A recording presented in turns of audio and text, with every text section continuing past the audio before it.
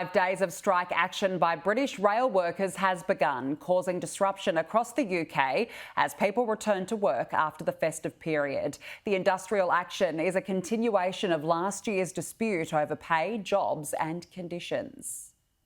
A new year, but the train strikes are rumbling on.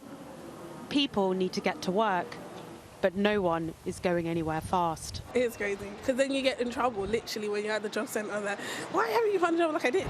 I'm a single mum, and if I'm a bartender, it's a practical job, I can't do that from home.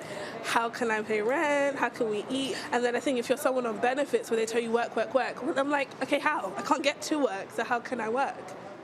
And what about your employer? Have they been sympathetic with you? Or? To a certain extent, yeah, but it's more like, okay, if you can't come, then we'll find someone else to do it. You know, you're replaceable. The frustration is palpable.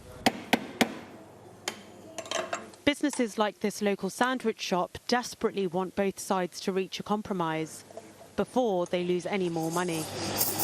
All the stuff here is like all made fresh every day, so we're not selling as much, so we can't keep it for too long. So yeah, a lot of it gets chucked away.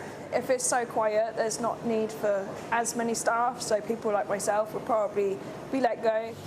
At this time in the day, there would usually be a queue snaking all the way round the side of this building, but staff here have had very little to do in the past few weeks. And it's a familiar tale for businesses like these up and down the country, with the hospitality sector forecasting hundreds of millions of pounds in lost sales this week alone.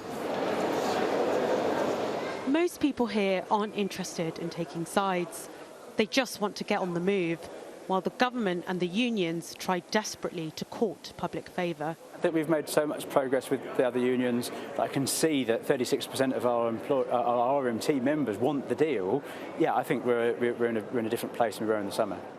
But the RMT union is accusing the government of getting in the way of a deal. We've had no proposals from the companies, and we've had no proposals because the government hasn't allowed them to put fresh proposals to us. We want this disruption to finish as quickly as we can. We want the government to intervene and be a facilitator of a deal so we can get the railways back to normal. But there's a risk that the railways won't ever get back to normal.